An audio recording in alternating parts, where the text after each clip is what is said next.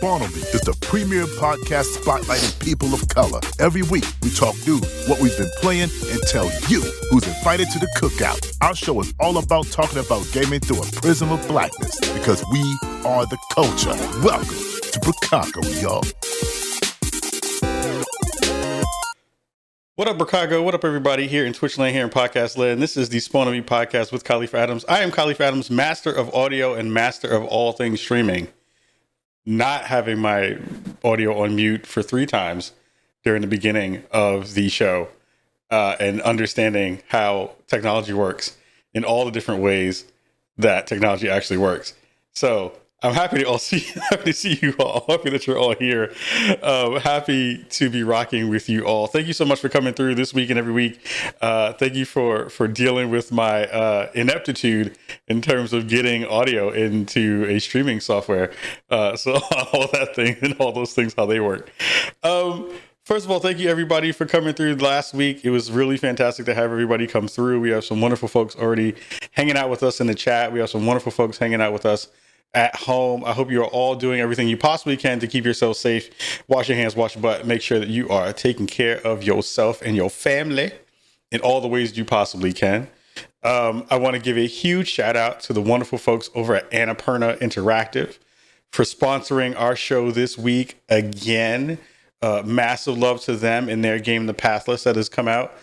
Make sure that you are checking for that amazing game that has been out probably for a week or so now.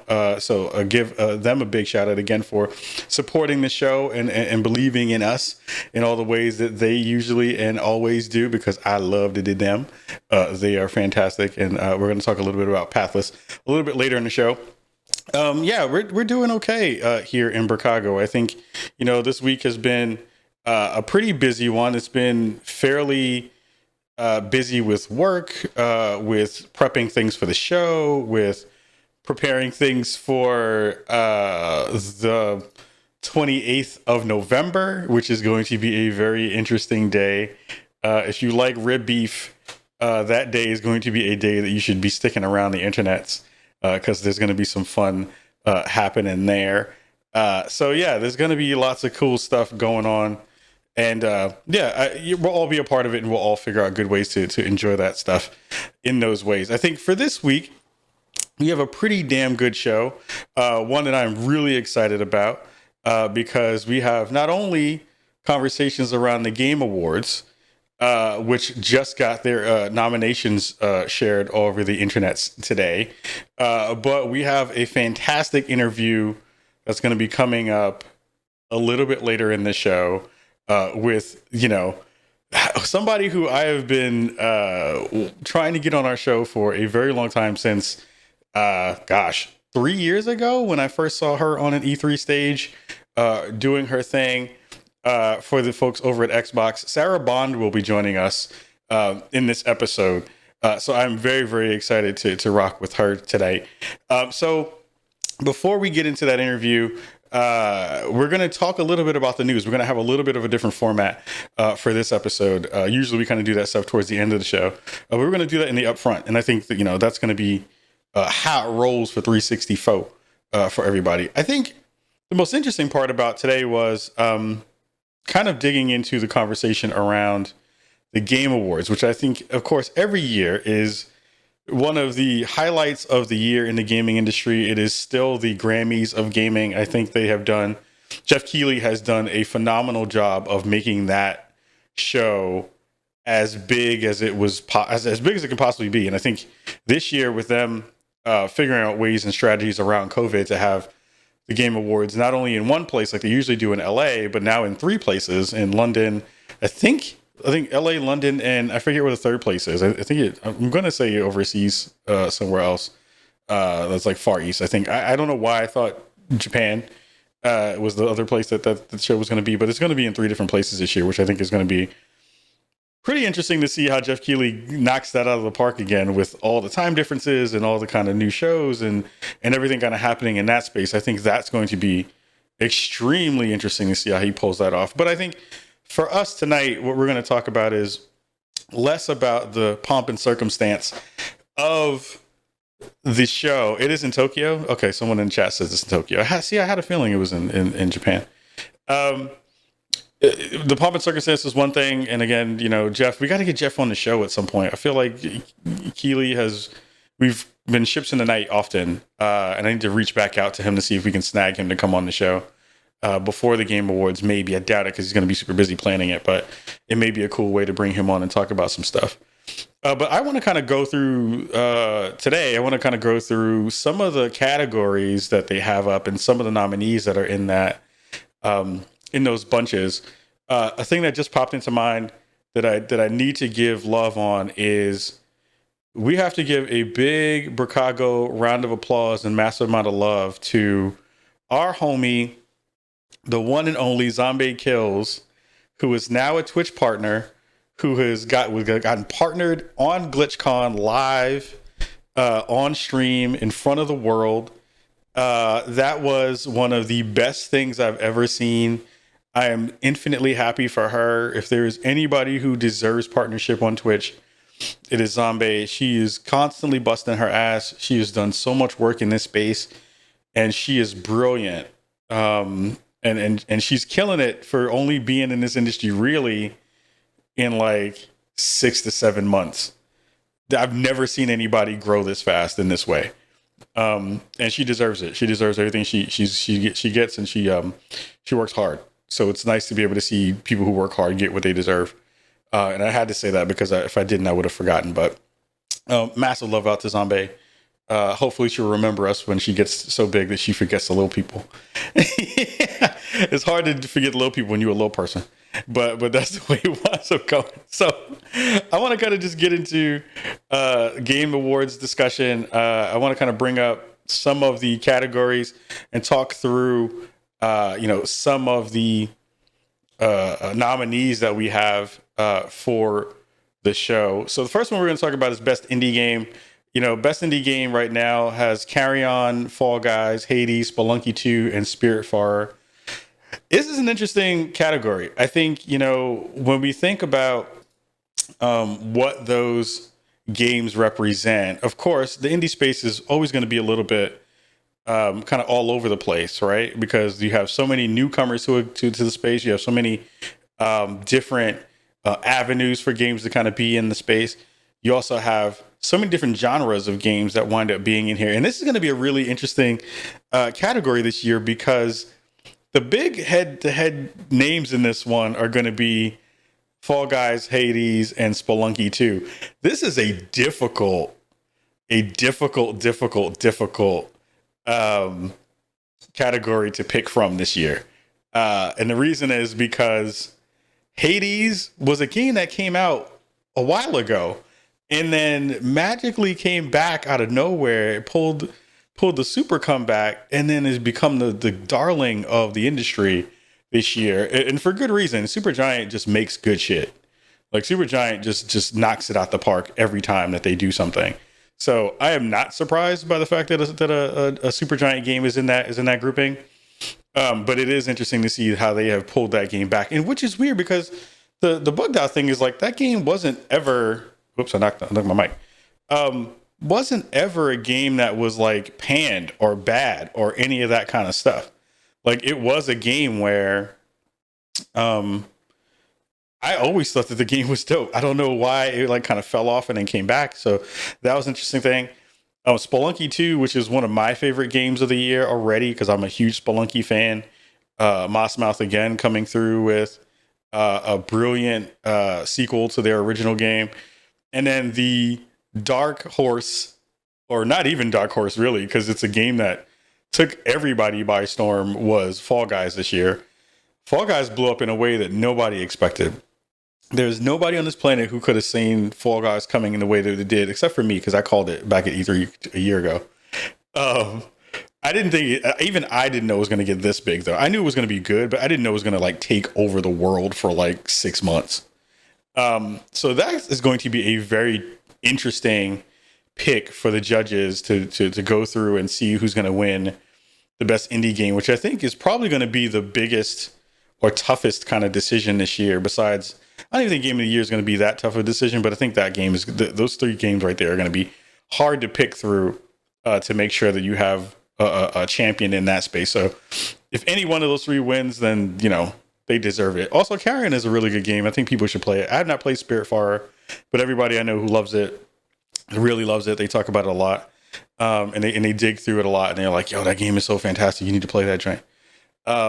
So yeah, I've heard good things about it, but I have not played it. So that's best indie space. I think that's going to be a really cool conversation piece after whoever wins it. I feel like the internet is definitely going to be in a place where they're going to be talking mad stuff about who won that thing.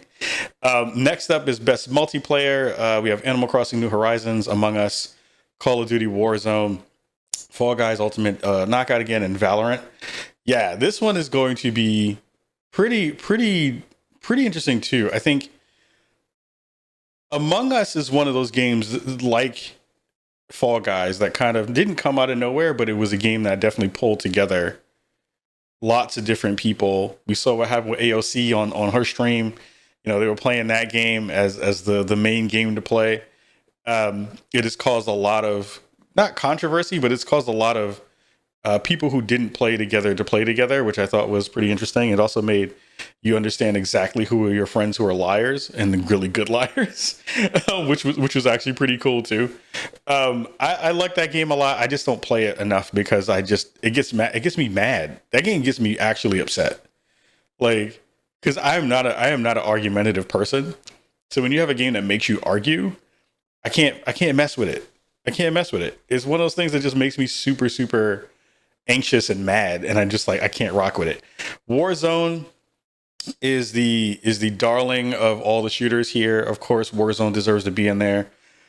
Fall Guys, again, super, super reasonable for that game to be in there. Animal Crossing as best multiplayer, though, I don't know about that there. That one, I'm like, maybe, but kind of not really. I don't know. I am not big on Animal Crossing. Animal Crossing, to me, every time I played it, feels like busy work. And that busy work just doesn't feel like it's fun in the way that I have an expectation for a multiplayer game to be. Valorant was just too big for my britches, because I'm not a mouse and keys player. So I played like 2 days of Valorant and then had to turn it off because I was like, I suck. So I was like, God damn it, I'm just not good at this game. I can't mess with it.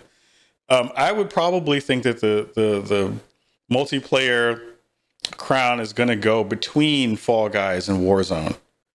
I definitely think that those two are going to be in there for that, for sure. We will see what happens when that happens, when it comes up for that category. But I do think that in terms of the one that probably will be the sneak in will be Among Us on that one for sure. I think Among Us has a very has an interesting vibe to it that you can't really explain in a lot of different ways, but I think it may pull it through.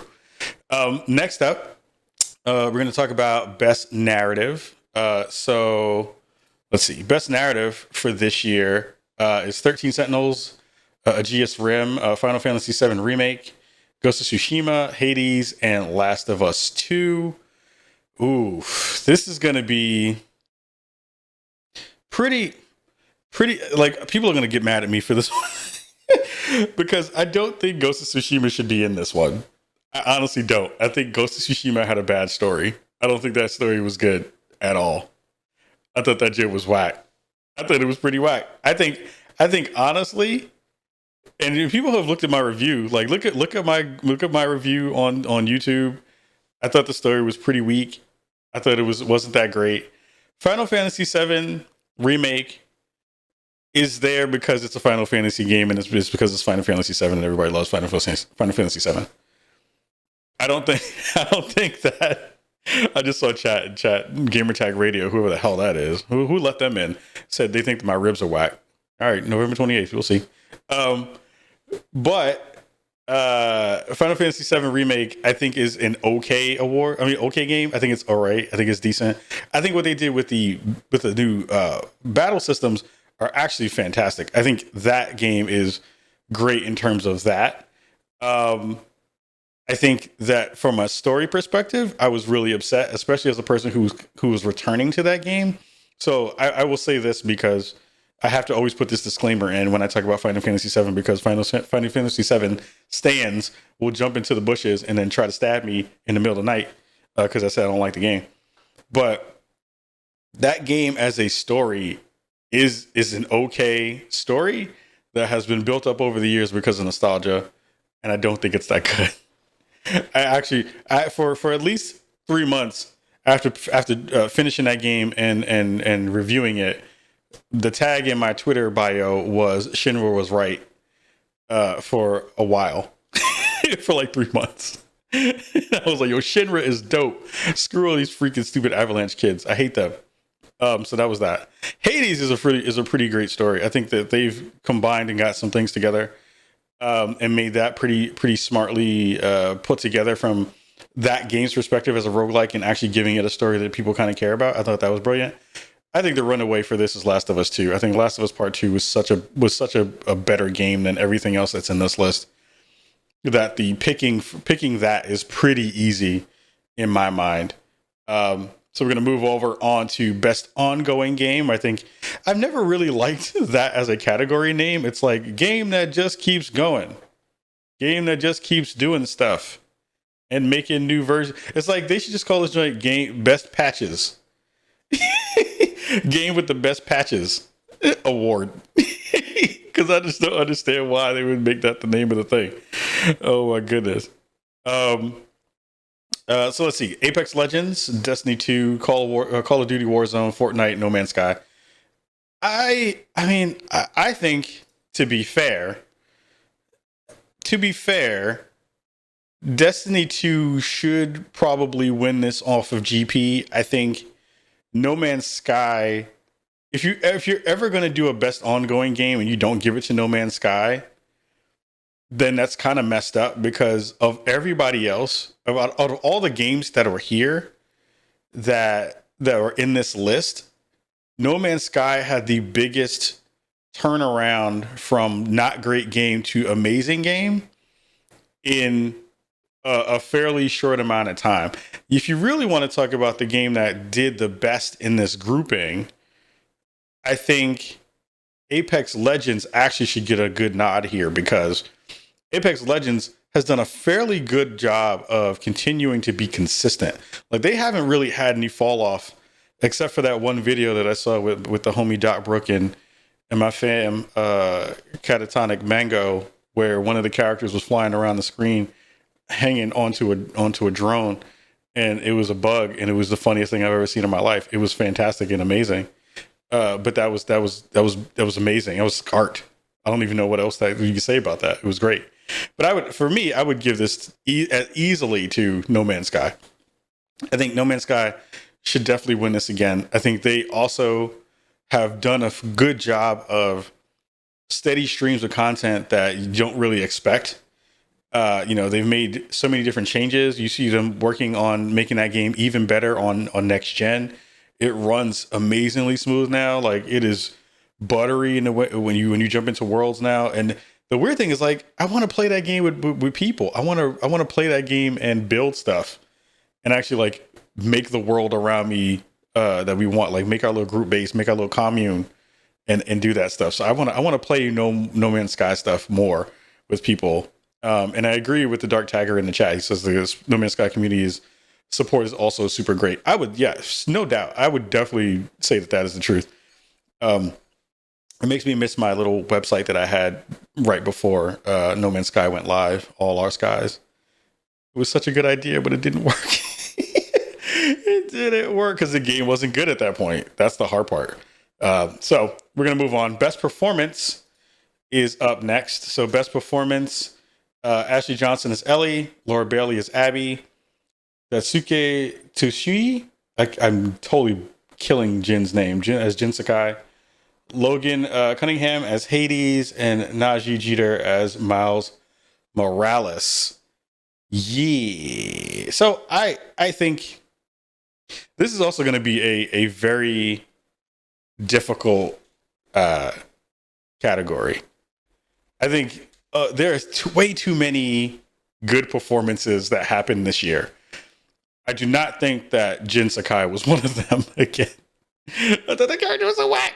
Anyway, Um, but between Ashley and Laura and Najee, I I think Najee really gets it though. I think because Miles was such a good character. Like that game this year lifted my spirits in a way that I did not have an expectation for. It like made me homesick for New York. It made me understand just why people stand Miles as a character. It made me understand that the connective tissue that is there between all those intersectional communities is so strong, and it is like such a part of my being. There's like so many things that you miss when you leave a place like New York and move somewhere else.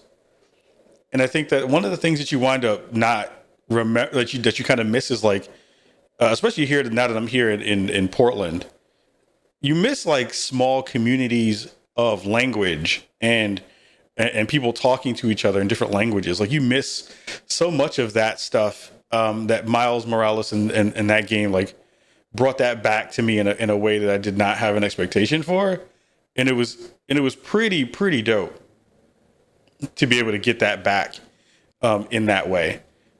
So that was like really fantastic to play through that game, which was a masterpiece. I think, it might have been one of those things where it's probably too late for Game of the Year consideration. I didn't get to that Game of the Year category yet, but I think if they didn't have that thing in Game of the Year somehow, it's only because of timing more than anything else. I loved Ashley Johnson and Laura Bailey in their respective characters. I thought that they were brilliant in what they did. I loved Abby. Like I liked Abby a lot. Ashley as Ellie again. I think that there were some really poignant moments there. So it's going to be a difficult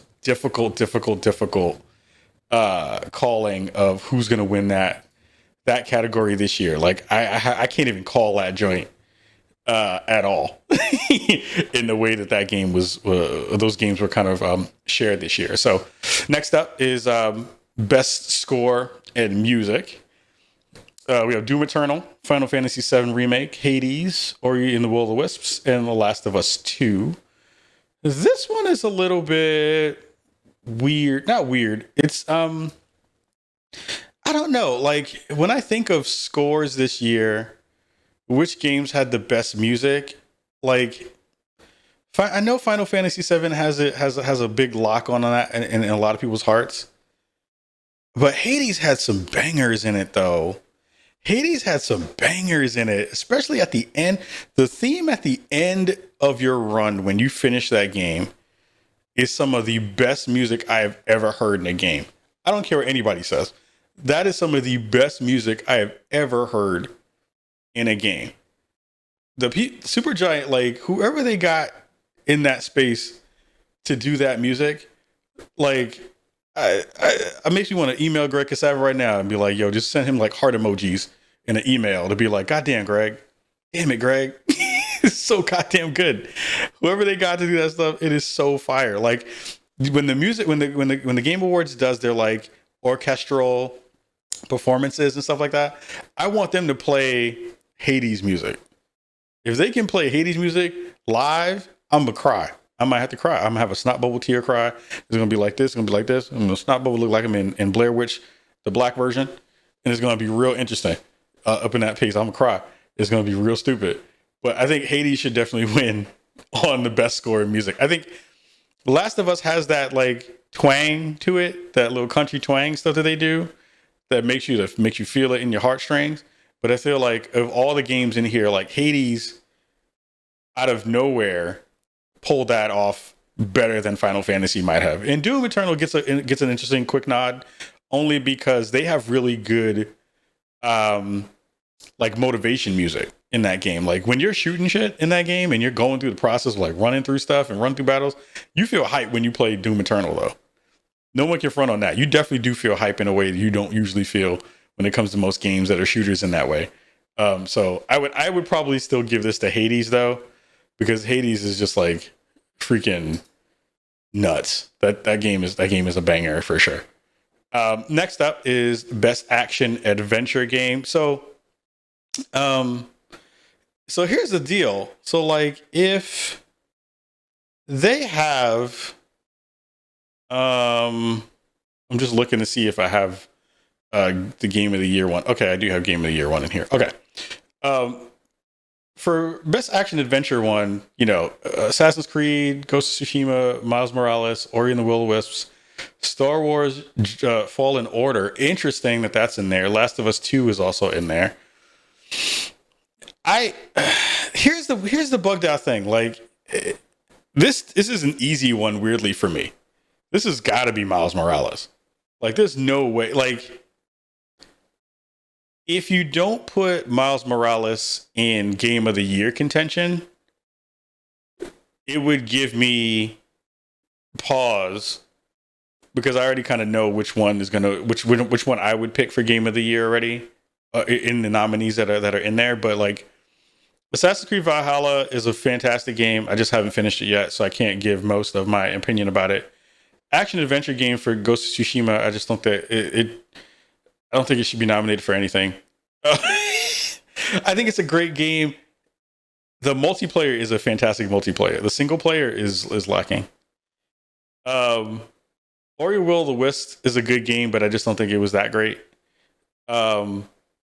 Fallen Order was actually an okay game, but it kind of fell short in lots of different ways. Like my biggest critique about Star Wars was all the cool fights happen towards the end of the game, and you don't get to fight all the cool people that you should be able to fight.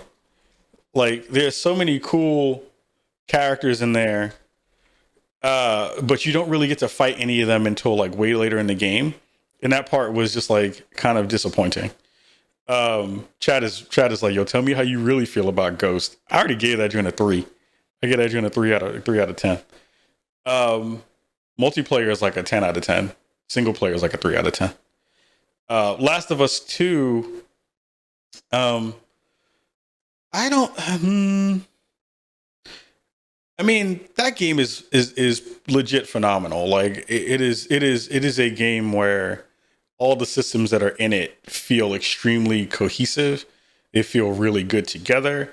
You feel powerful. You feel helpless. You feel all the different feelings that you would get in a really good action adventure story. So like, even with that said, that still gets beat out by Miles. Miles is just too good. Miles is just one of the best games that have ever come out. And the thing that's nuts about Miles is that it took a game, copied the formula from that game pretty note for note, and still made that game better than a lot of the other games that had come out prior to it. And that is a very difficult thing to do, because you can't really make a game like that where everybody kind of knows what you're going to get and then still surprise people and still people be enthralled and still have people come in and feel really good about it. So like that, in terms of that game, that's the one that gets it. Next up is Best Art Direction. I think Final Fantasy VII Remake, Ghost of Tsushima, Hades, Ori Will of the Wisps, and Last of Us Part 2. I would say Hades wins this easily. That's an easy win. I think Hades wins that one easily. Hades is just stupid pretty and ridiculously well done, and like hits all the angles that you would kind of think of from an art direction standpoint. I will say Ghost is one of the prettiest games I've ever seen. I actually need to go play it again on PS5 and see what it looks like on PS5. I don't know if they've done anything with the art or if they've up-resed anything on that, but it is literally one of the prettiest games I've ever seen on a console. And that was on the PS4, and that game was like stupid pretty. Like, I don't think I've ever seen a game that did wind and grass and stuff like that well. Art direction for Last of Us is not really there. I mean, they did some really interesting, cool stuff from a technical standpoint, but I wouldn't say art direction isn't the way that I would kind of go with that. And Will of the Wisp was just beautiful, but it doesn't, in comparison to Hades, it is not going to win in that category at all. Next up is Best Audio Design. I think this one is pretty easy too in terms of runaway stuff. Doom Eternal, Half-Life Alyx, Ghost of Tsushima, Resident Evil 3, and The Last of Us 2.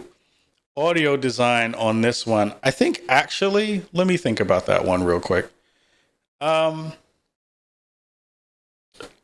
Ghost of Tsushima probably would win this one for me.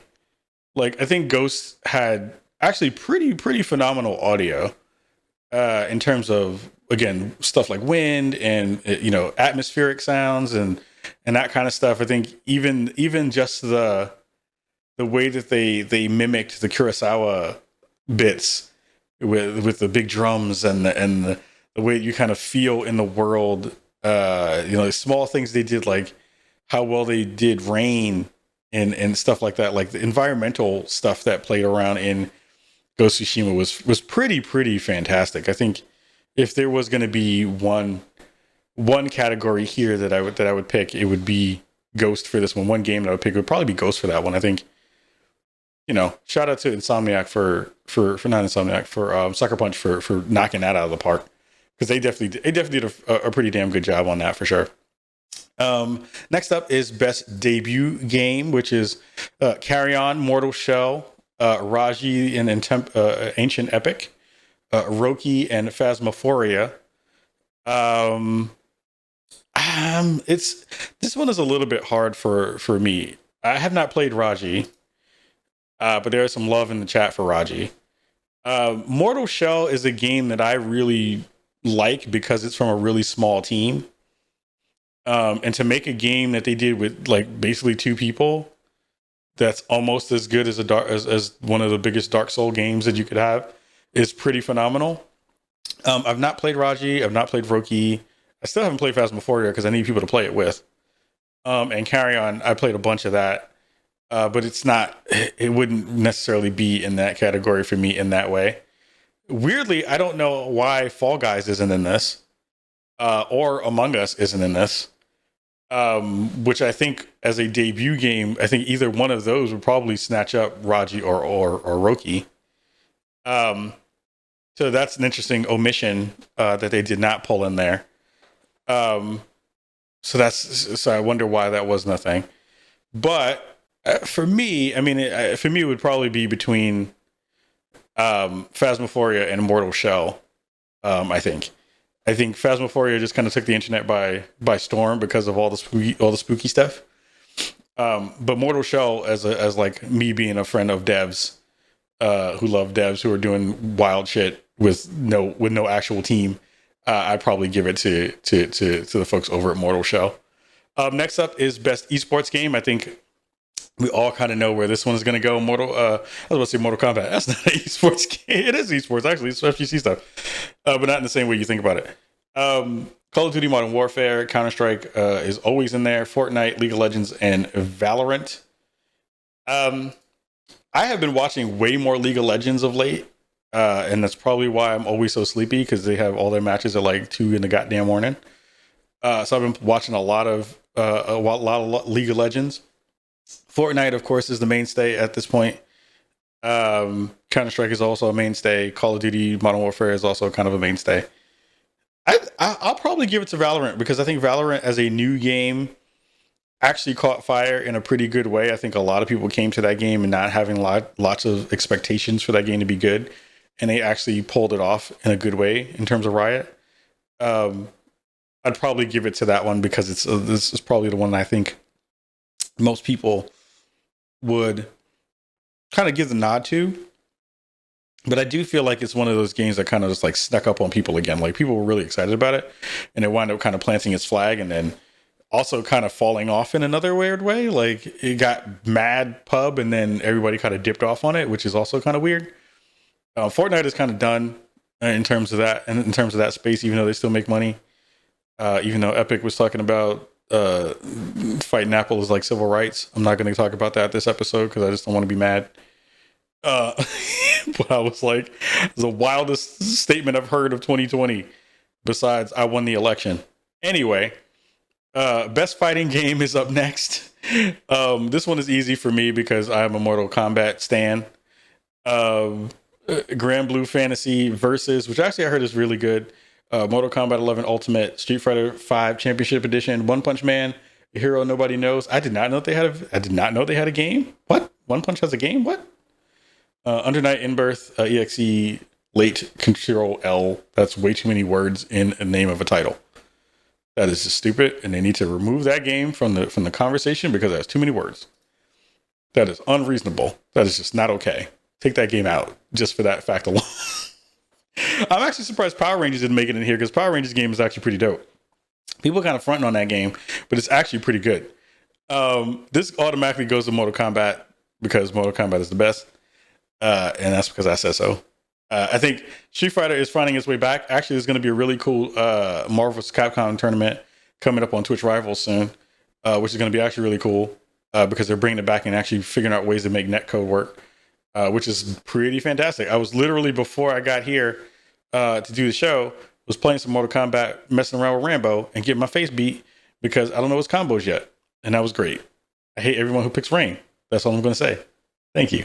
But yeah, Mortal Kombat probably definitely wins that one for sure. Last up, before we go to our break, is going to be the game of the year. So let's run through the nominees really quickly. This makes me feel like I'm doing the Spawnies, even though I'm not doing the Spawnies yet. We have to talk about the Spawnies too. Animal Crossing, New Horizons, Doom Eternal, Final Fantasy VII, Ghost of Tsushima, Hades, Last of Us 2. I already caught some flack online earlier today because I was just like, one, why is Doom Eternal on here? Doom Eternal is a good game, but it was not a great game. I don't think it deserves to be on Game of the Year lists. If you're going to put Miles Morales in any category, then you have to put Miles Morales in Game of the Year consideration, and you would absolutely pull out Doom Eternal or Animal Crossing in my mind. For either one of those games to probably get dumped if you were going to do it. I do think that, like TD in the chat says, Animal Crossing probably got more love in this because of COVID. Absolutely agree with that for sure. You know, it's an okay game. I think that it serves a purpose, and I don't understand that purpose, but that doesn't mean that every game has to be for me, and that's okay. I played Animal Crossing and I got instantly bored because I was just like, I was like, I'm not spending money to do chores. What the fuck? Like, what is this shit? I'm gonna be out here in the field like a slave, picking turnips and onions and rocks. What is this? What is this? Roots the game? What is this? This is nonsense. What is this, like fleets? Who needs this? Nobody wants this. Anyway, Animal Crossing is an interesting game. Again, I think Doom Eternal needs to be pulled off. Final Fantasy VII Remake, of course, is going to be there. I think it's decent. Ghost of Tsushima, I think multiplayer pulls it back into this list. I think it was a really epic story. I think a lot of people did like it, even if I was a little bit off on it. Hades, I think absolutely should be here. And for me, this is definitely between Hades and The Last of Us 2. In terms of these games, if Miles Morales is on this list, Miles Morales wins this hands down. It is a close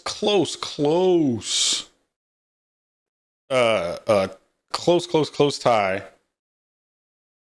between Miles Morales and Last of Us 2, because I still think Last of Us 2, from a emotional standpoint, even though they didn't stick the landing, in my opinion, is one of the best games I've played in a very, very long time. And Hades is that game that just feels like you're coming back for more, and the more did you come back, you get better. And I think there are very few games that do that in a real way. So I'm actually pretty excited about that particular game. I think it's going to be really interesting to see what they're going to do. Well, actually, this is the thing I actually talked about when I was online earlier today. Was the fact that, like, anytime now that you have Last of Us in any category, it brings out all the boo birds who are haters about Last of Us, and they were just like, every nitpicky thing that they could pull up about Last of Us is the thing they pulled up about Last of Us 2. And it's like, I kind of don't want it to win, only because we're going to hear the same people griping about the same stuff all over again. which is going to be such a pain in the ass. I'm just like, oh God, don't talk about the thing anymore. I know you hate it, and I know you're mad about everything, and I know that everything about that game is bad, and I know you hate life, and I know you don't like air, and I know you don't like sunshine, and I hope you hate water too. There's so many people who just like have negative energy about everything. I'm just like, why are you still talking? Anyway, I hope Last of Us 2 wins it, to be honest. I think of all the experiences besides Miles Morales this year, it is the thing that I still think about to this day once I go back and check on it. And I have not deleted it yet because I'm hoping that they put some stuff in there at the end somewhere. Like, I want them to just throw some random ass DLC in there. It's just like, you know, Ellie and everybody else hanging out. I don't know, just chilling, playing drop mix or playing. I want Ellie and everybody else to be playing Fuser in Last of Us 2 as DLC. That's what I actually want, damn it. That's what I want. But word. So that's the conversation right now for the Game Awards. Again, it's going to be coming up fairly soon. I'm very, very excited about that. I think it's going to be pretty brilliant. Again, I'm really hyped to see how they're going to kind of mix and match up the conversation around, you know, how they're going to actually like do the production on this show. It's going to be nuts to have it in 3 different places. But if there's anybody who can pull it off, it's Jeff Keighley. I believe in that man. He can do whatever he wants because he does whatever he wants. So we're going to hit up our break. After the break, we're going to have our dope conversation with the amazing Sarah Bond. Make sure you're buckled in for that because that is going to be pretty fantastic. Head of gaming ecosystems over at Microsoft and Xbox. So we're going to have that right after the break. But before we do, we have to give another big shout out to the wonderful friends over at Annapurna Interactive and the Pathless. Again, the Pathless is from the creators of Abzu. If you remember that game, that underwater game, it was pretty dope and fantastic. And the Pathless is about this mystic adventurer and their who's an archer and their eagle, and they're kind of trying to take out the darkness from this mystical land. You're going to be becoming this hunter who has this master of archery and who is traveling to this mystical land, again, to dispel all the dangers that live there. Again, that game has come out last week. It debuted on the 12th. It's on the PS5, PS4, Epic Games Store, and Apple Arcade. So make sure you go and check that out. And before we get to the last part of the show, I'm going to send you over to go take a quick look at a dope video about the Pathless right about now.